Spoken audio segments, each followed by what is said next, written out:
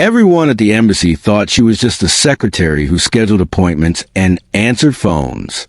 Diana Walsh had worked quietly in the ambassador's outer office for 3 years, typing reports and organizing meetings while diplomats conducted the serious business of international relations. But when armed assassins stormed the embassy during the peace summit and bullets started flying through the marble corridors, Diana's movements weren't those of a frightened secretary seeking cover. The way she moved, the weapons that appeared in her hands, and the tactical precision with which she eliminated 12 armed attackers revealed a truth that would shock the diplomatic community. Their quiet secretary was one of the most lethal protection specialists in the world. Welcome to those who left a trace. Before we dive into this extraordinary story, tell us in the comments where in the world are you watching from today. And if you believe stories of hidden guardians deserve to be heard, hit that subscribe button. You make this community what it is. The United States Embassy in Prague occupied a magnificent 19th century building in the heart of the Czech Republic's capital. Its classical architecture and ornate interiors providing an elegant backdrop for the diplomatic activities that shaped American foreign policy in Central Europe. The embassy's third floor housed the ambassador's suite, where Ambassador Robert Thornton conducted meetings with foreign dignitaries, business leaders, and government officials who influenced the complex relationships between nations. And in the outer office that served as a gateway to these important diplomatic encounters, Diana Walsh had spent the past 3 years maintaining the careful balance of access and security that allowed the ambassador to conduct his duties while protecting the sensitive nature of international negotiations. To everyone who worked at the embassy, Diana was simply the ambassador's personal secretary, a competent professional in her early 30s who managed appointments with quiet efficiency, prepared briefing materials with meticulous attention to detail, and maintained a kind of unobtrusive presence that allowed diplomats to forget she was there while they discussed matters of international importance.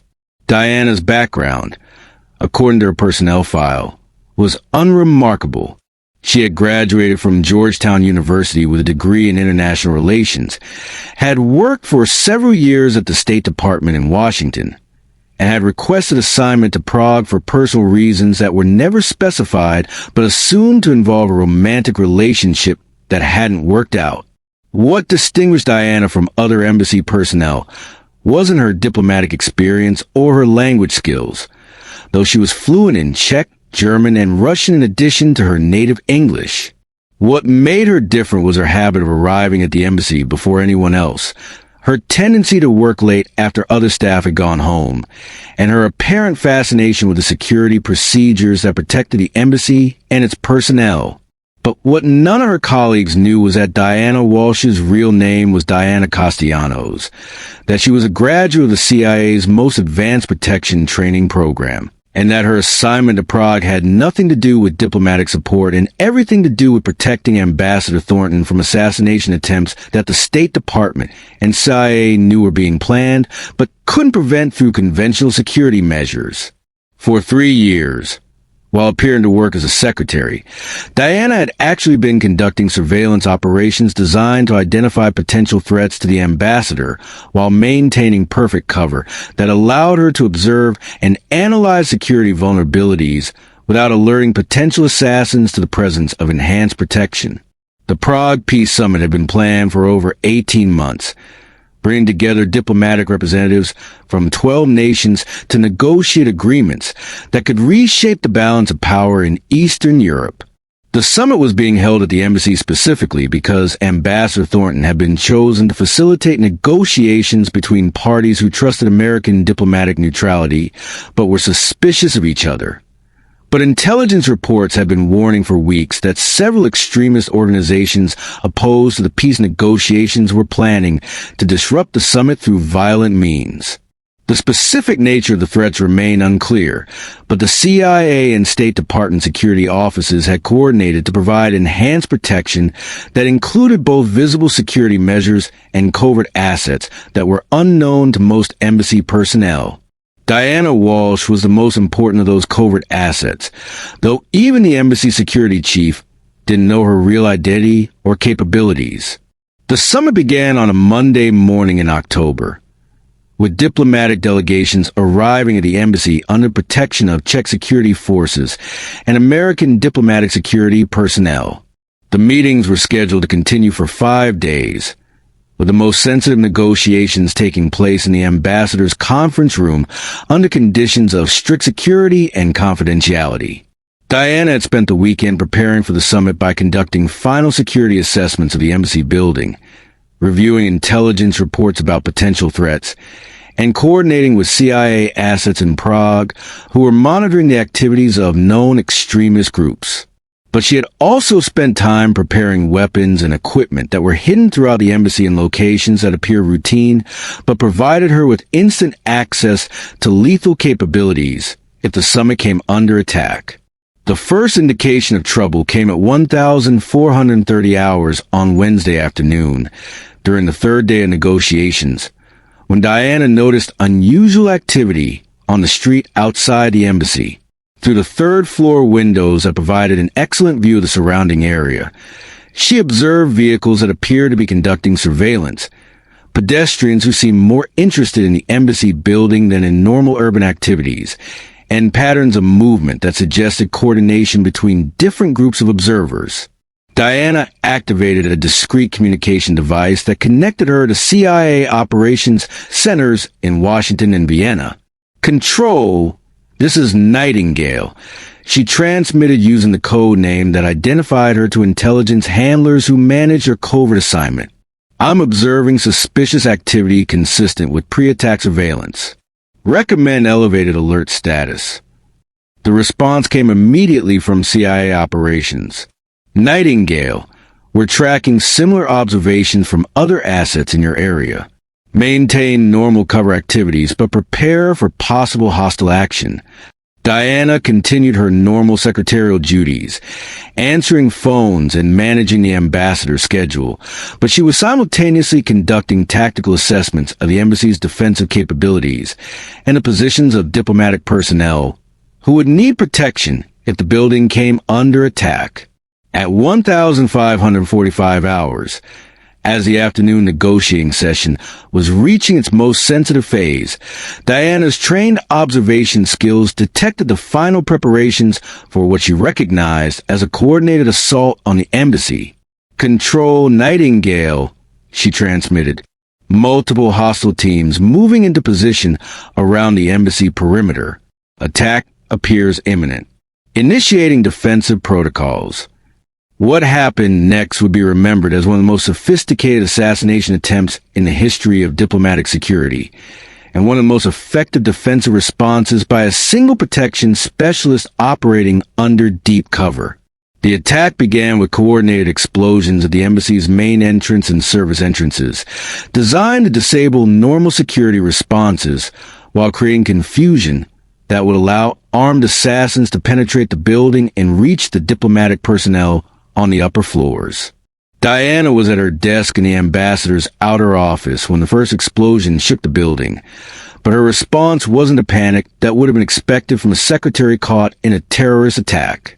Instead, she immediately activated emergency communication protocols while simultaneously retrieving weapons and tactical equipment that had been concealed in her desk and filing cabinets. All embassy personnel. This is emergency protocol activation. Diana announced over the building's intercom system, her voice carrying authority that stunned everyone who heard it. The building is under attack. Move to designated safe rooms immediately. This is not a drill. Ambassador Thornton, who had been in his conference room with diplomatic representatives from 12 nations, stared at the intercom speaker in shock. In 3 years of working with Diana, he had never heard her speak with command authority or demonstrate knowledge of emergency protocols that weren't part of secretarial training. But there was no time to question Diana's sudden transformation from secretary to apparent security coordinator. The sound of gunfire and explosions on the lower floors made it clear that the embassy was under serious attack, and the diplomatic personnel needed immediate protection. Ambassador, Diana said as she entered the conference room carrying weapons and equipment that definitely weren't part of standard secretarial supplies. "We need to move you and the diplomatic delegations to the secure area immediately." Ambassador Thornton stared at Diana, hardly believing what he was seeing. The quiet secretary who had worked in his outer office for 3 years was now wearing tactical gear and carrying military-grade weapons with the kind of professional competence that suggested extensive training and experience. "Diana, what the hell is going on? Who are you?" Diana was monitoring tactical communications while simultaneously conducting threat assessments of the embassy's security situation. "Sir," explanations later. "Right now, we need to move 12 diplomatic representatives to safety while hostile forces are attempting to reach this floor." The Czech foreign minister, who had been participating in the negotiations, looked at Diana with the same shock that was visible on everyone's faces. "Ms. Walsh, are you some kind of security agent?" Diana was checking her weapons and preparing for a tactical movement through the embassy's corridors. "Sir, I'm someone who's been assigned to keep you alive. Right now, that's all that matters." But Ambassador Thornton had additional questions that went to the heart of what was happening in his embassy. "Diana, how long have you been? Whatever you actually are." Diana looked at the ambassador with an expression that reflected both respect for his authority and confidence in her own expertise. "Sir, I've been your protection specialist for 3 years. The secretarial duties were cover for my real assignment." The implications of what Diana was revealing hit Ambassador Thornton like a physical blow. For 3 years, he had been discussing the most sensitive diplomatic matters in the presence of someone he thought was a secretary, but who was actually an intelligence operative assigned to protect him. "Diana, does that mean you've been reporting on our diplomatic activities?" Diana was monitoring communications from CIA operations while preparing to move the diplomatic delegations to safety. "Sir, my assignment was protection, not intelligence gathering. I've been observing security threats, not diplomatic negotiations." But there was no time for extended explanations. The sounds of combat from the lower floors were getting closer, indicating that the attacking force was fighting its way through the embassy security personnel and moving toward the upper floors where the diplomatic personnel were located. "Everyone stay close together," Diana ordered, her voice carrying the kind of tactical authority that made it clear she had extensive experience in combat situations. "We're moving to the secure area on the 4th floor. Do exactly what I tell you when I tell you to do it."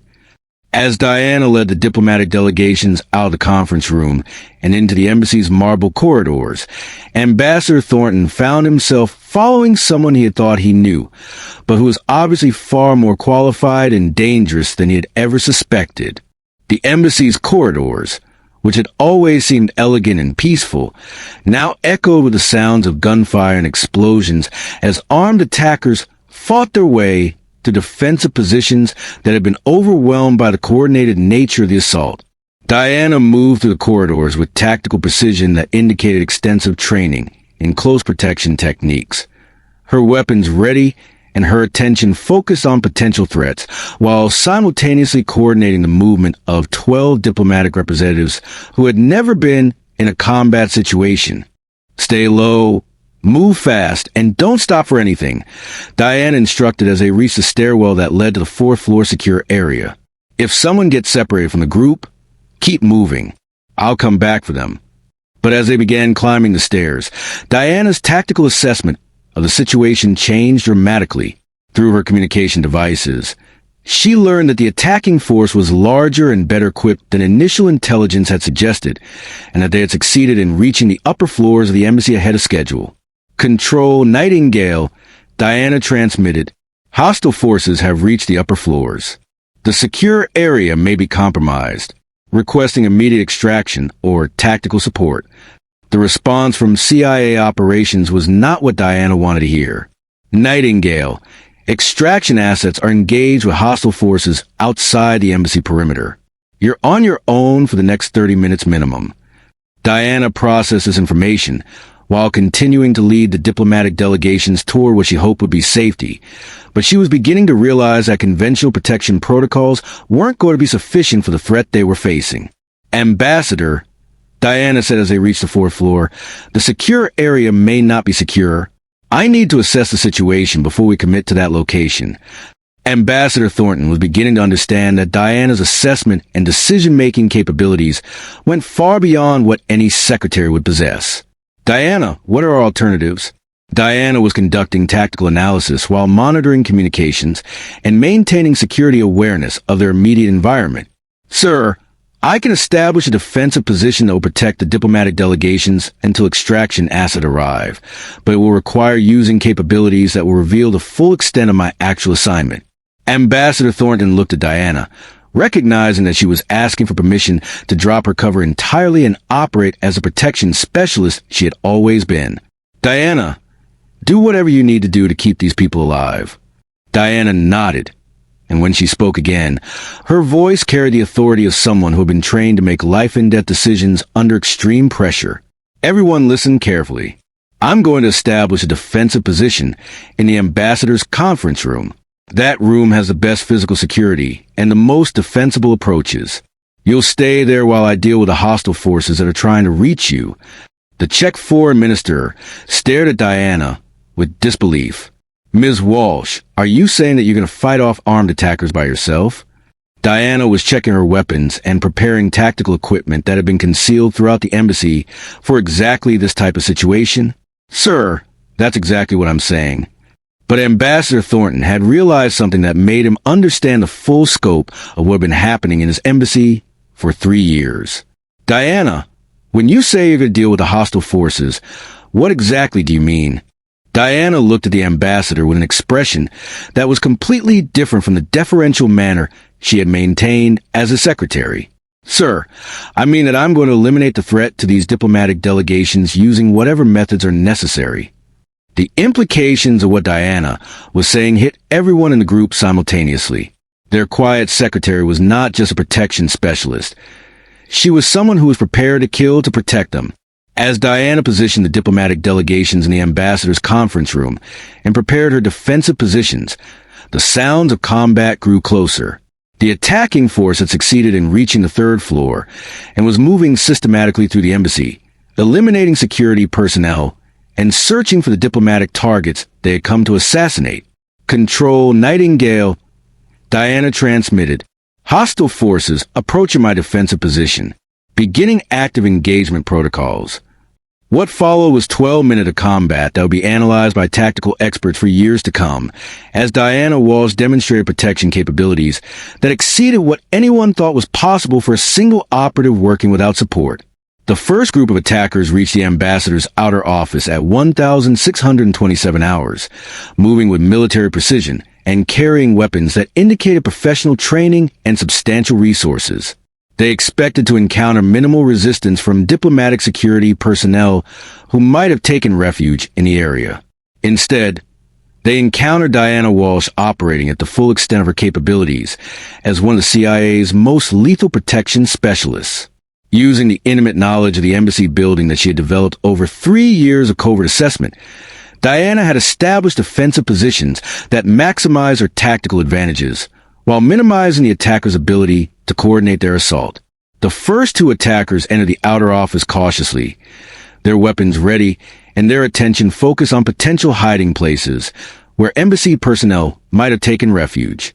They never saw Diana, who had positioned herself with clear lines of sight and multiple escape routes that allowed her to engage targets while remaining concealed from return fire. The engagement lasted less than 30 seconds. Both attackers were eliminated with precision shooting that indicated extensive training in close-quarters combat, and their bodies were positioned in ways that would create obstacles for additional attackers, while providing Diana with enhanced cover positions. 2 hostiles eliminated, Diana reported over her tactical communications, preparing for additional contacts. The second group of attackers approached the outer office 3 minutes later, having heard the gunfire that marked the elimination of their colleagues. They moved more cautiously, using tactical techniques that suggested military training and awareness that they were facing more sophisticated resistance than they had expected.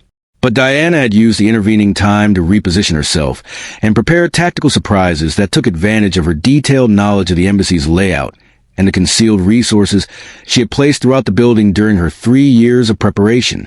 As the attackers entered the outer office, they encountered defensive measures that went far beyond what conventional security training would provide. Diana had created obstacles and hazards that channeled the attackers into positions where she could engage them with maximum effectiveness, while minimizing her own exposure to return fire.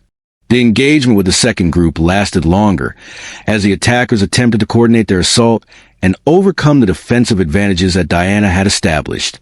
But their coordination was disrupted by tactical deception techniques that Diana used to create confusion about her position and capabilities. For additional hostiles eliminated, Diana reported, defensive position maintained. But the most challenging part of the assault was yet to come. The attacking force had realized that they were facing resistance that exceeded their expectations, and they were coordinating their remaining personnel for a final assault that would use all their resources to overwhelm Diana's defensive position. Control Nightingale, Diana transmitted. Hostile forces are massing for a coordinated assault on my position. Count approximately 6 remaining attackers with heavy weapons. Request immediate tactical support. The response from CIA operations was still discouraging.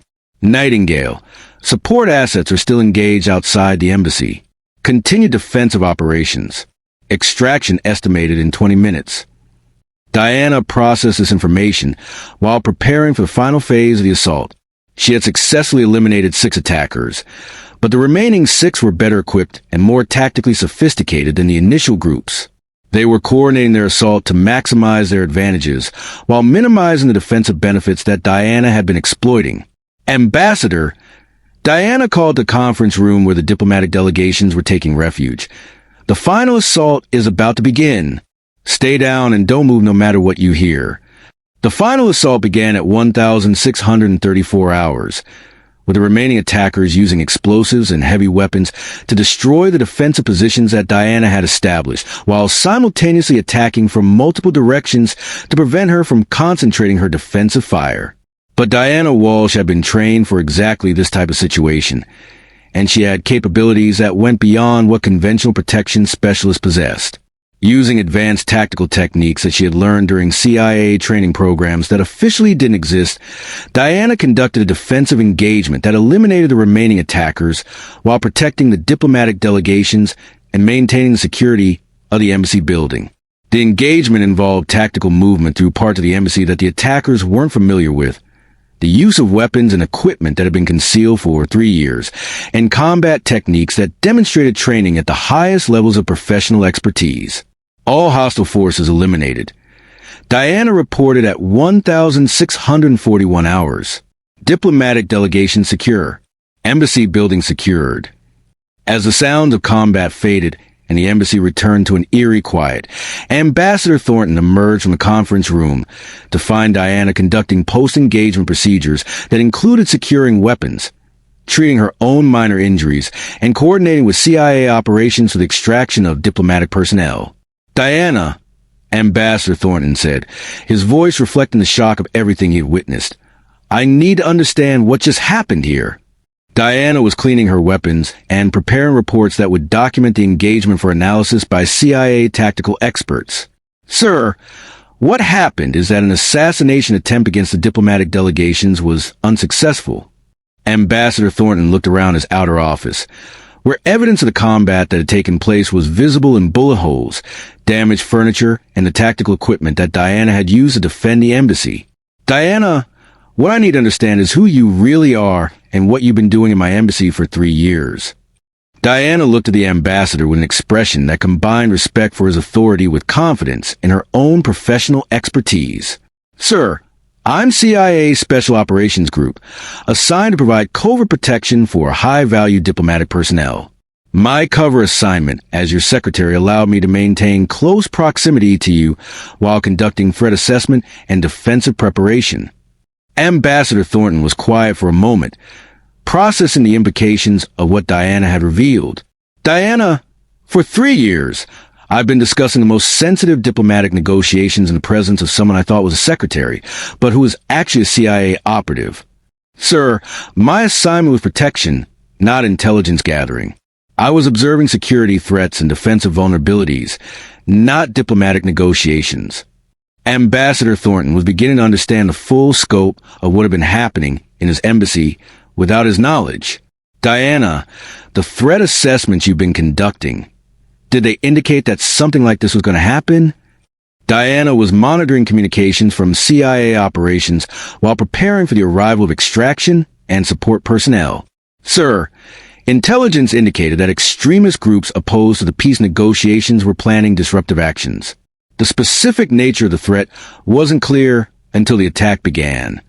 Ambassador Thornton looked at the tactical equipment and weapons that Diana had used to defend the embassy. Diana, the defensive preparations you made, how long were you planning for something like this? Sir, I've been conducting defensive preparations since the day I was assigned to this embassy. The weapons and equipment were positioned over 3 years of covert preparation for exactly this type of scenario. Ambassador Thornton was beginning to appreciate the level of planning and preparation that had gone into Diana's covert assignment. Diana, if you hadn't been here, what would have happened to the diplomatic delegations? Diana was quiet for a moment, considering how to respond to a question that went to the heart of why her assignment had been necessary. Sir, without enhanced protection capabilities, the assassination attempt would likely have been successful. The attacking force was too sophisticated and well-equipped for conventional diplomatic security to handle. Ambassador Thornton nodded slowly, recognizing that Diana's presence had quite literally saved the lives of 12 diplomatic representatives and prevented an international incident that could have destabilized Eastern European politics. Diana, what happens now? Do you resume your cover assignment, or has your identity been compromised beyond the point where covert operations are possible? Diana looked around the embassy, where evidence of her combat capabilities was obvious to anyone who examined the scene. Sir, my cover identity has been compromised. The diplomatic delegations and embassy personnel now know that I'm not actually a secretary. Ambassador Thornton was quiet for a moment, then asked a question that had been bothering him since Diana revealed her true identity. Diana, how many other embassies have CIA operatives working undercover as support personnel? Sir, that information is classified, but I can tell you that enhanced protection for high-value diplomatic personnel is an ongoing priority for intelligence agencies.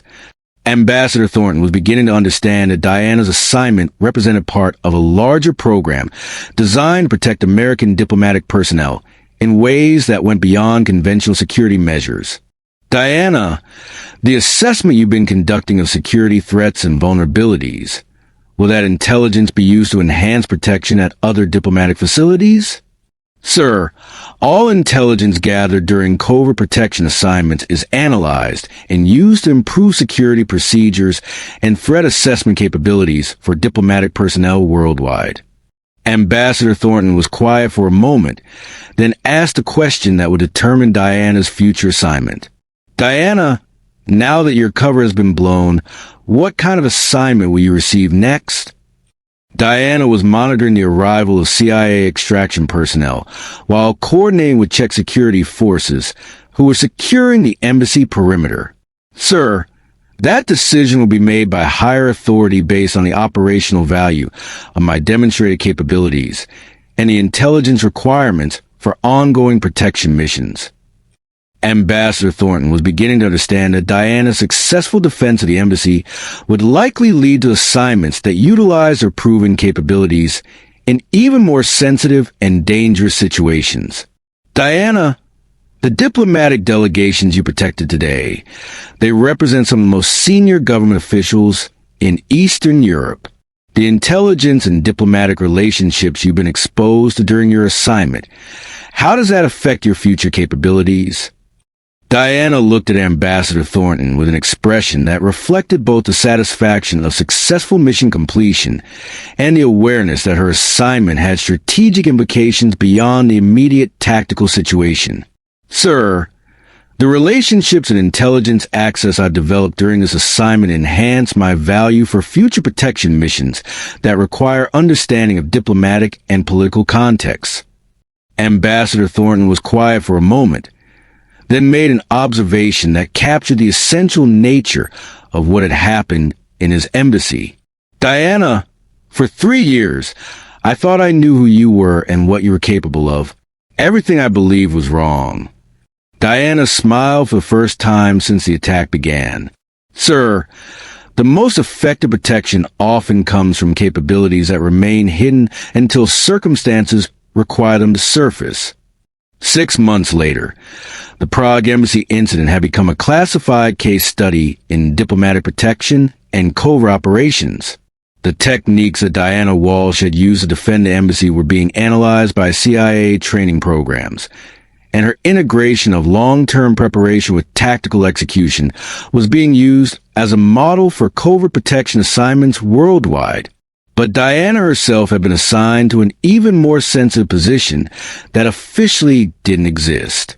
As the director of covert detection operations for the CIA Special Operations Group, she was responsible for training and deploying protection specialists who worked undercover in diplomatic facilities, corporate environments, and other locations where high-value personnel required protection that couldn't be provided through conventional security measures. The program that Diana developed was unlike anything that had existed in protective services before. Instead of focusing purely on tactical response to threats, her training integrated long-term preparation, threat assessment, and strategic thinking with advanced combat capabilities and covert operational techniques. Protection specialists, Diana would tell new classes of CIA operatives, are not just responsible for responding to attacks. They're responsible for preventing attacks through preparation, deterring attacks through capability demonstration, and eliminating attacks through tactical superiority. Her students learn not just how to fight, but how to think strategically about protection in ways that integrated intelligence gathering, threat assessment, and defensive preparation with the tactical skills needed to respond to sophisticated attacks. But perhaps most importantly, Diana taught her students that the most effective protection often came from positions and identities that potential attackers wouldn't recognize as threats until it was too late to counter them. The lesson of the Prague embassy, Diana would tell senior CIA leadership, wasn't just that covert protection could be effective. It was that protection specialists who understand their operational environment from multiple perspectives are more effective than those who focus only on tactical response capabilities. The 3 years I spent as Ambassador Thornton's secretary weren't just cover for my real assignment. They were preparation that allowed me to understand the diplomatic context, security vulnerabilities, and threat patterns that made effective protection possible.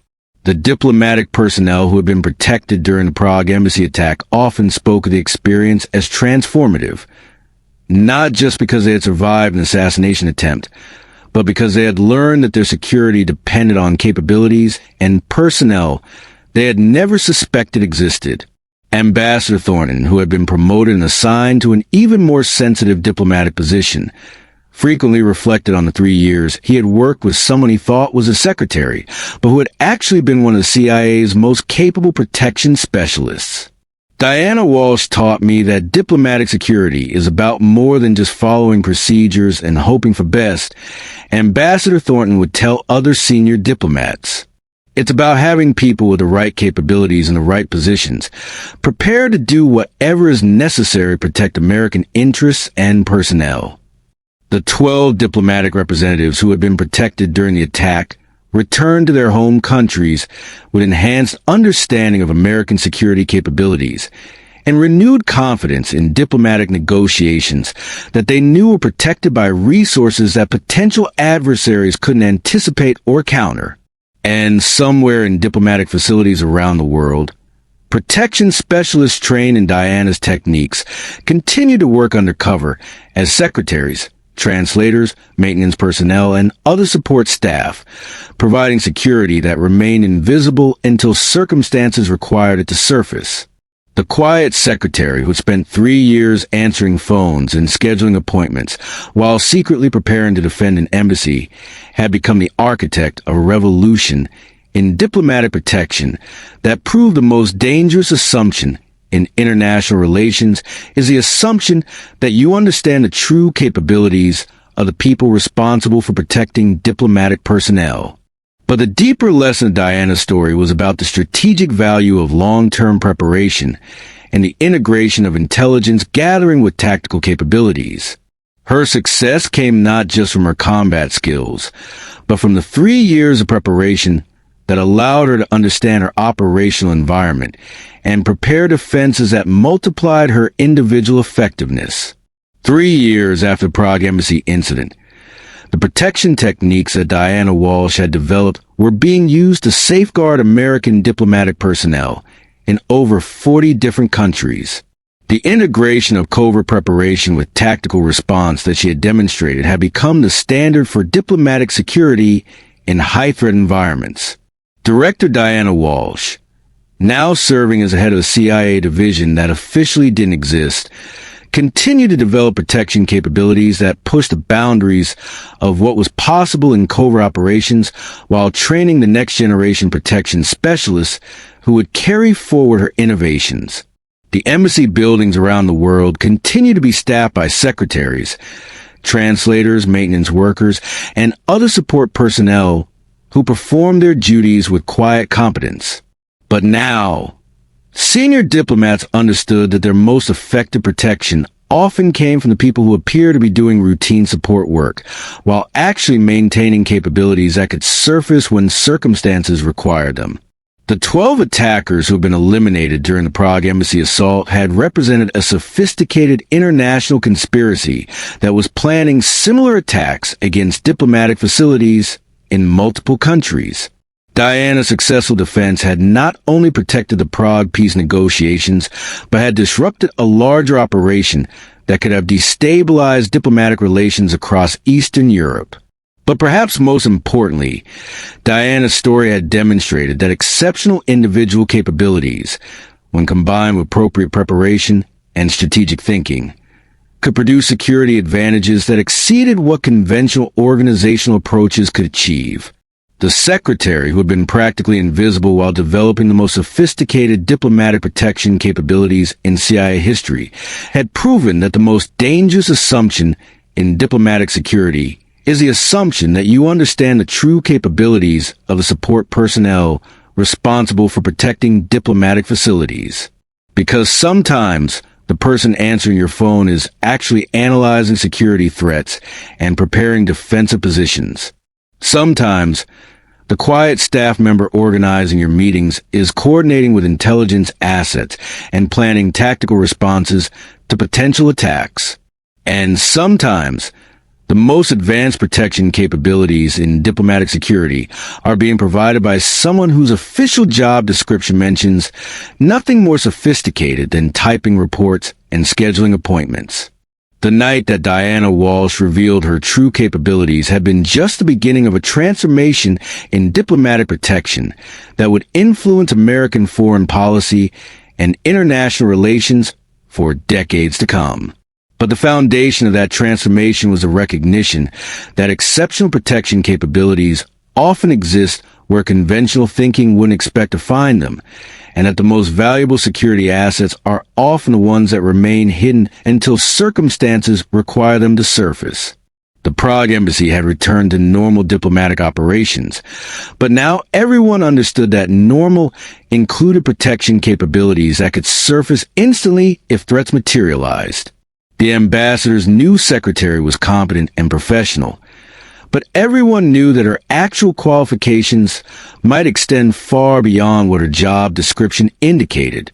And in diplomatic facilities around the world, personnel who appear to be conducting routine support activities continue to maintain a strategic balance that kept international conflicts within manageable bounds, proving that the most effective diplomacy is often supported by capabilities that remain hidden until they're needed to ensure that diplomatic solutions remain possible.